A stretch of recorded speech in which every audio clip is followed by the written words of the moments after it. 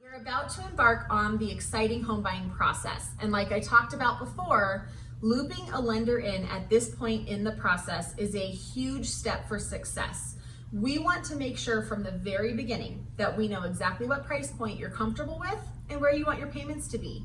We also need to make sure that you have adequate down payment and that you're prepared for closing costs that are going to be included in your loan. Step one is picking a lender. You can pick whoever you want. I do have a list of referral partners, each of which have been vetted over a lot of years in this industry, and I trust them completely. However, if you have an outside lender that you want to work with, that's okay. Once you've selected a lender, step one is to fill out your loan application. This is really easy and it's normally done online. So you go online, fill in all the required fields, and you may have to upload a couple tax returns or some bank statements or other information. Once that's done, the lender can review and start to narrow down what type of loan and what lender might be the best fit for your mortgage needs. Once you have your pre-qualification, we know what purchase price you're comfortable with in relation to what payment you're comfortable with, and then we can really start looking for homes.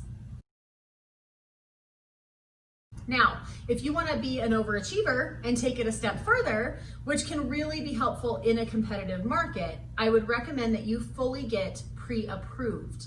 This means that you've submitted more documentation into the lender as requested, and that an underwriter has reviewed the file and said, yep, I'm crossing the T's and dotting the I's, I don't see any issues.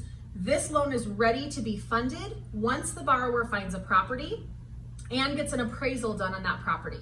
So it takes a lot of the intermediate work out and fast forwards your process a little bit faster, so when we find the right property, we could potentially close sooner. This is a really powerful move to make in a competitive market because not every buyer does this, and it helps take any questions out of your pre-qualification and makes the seller feel like more comfortable, that your loan is just more solid.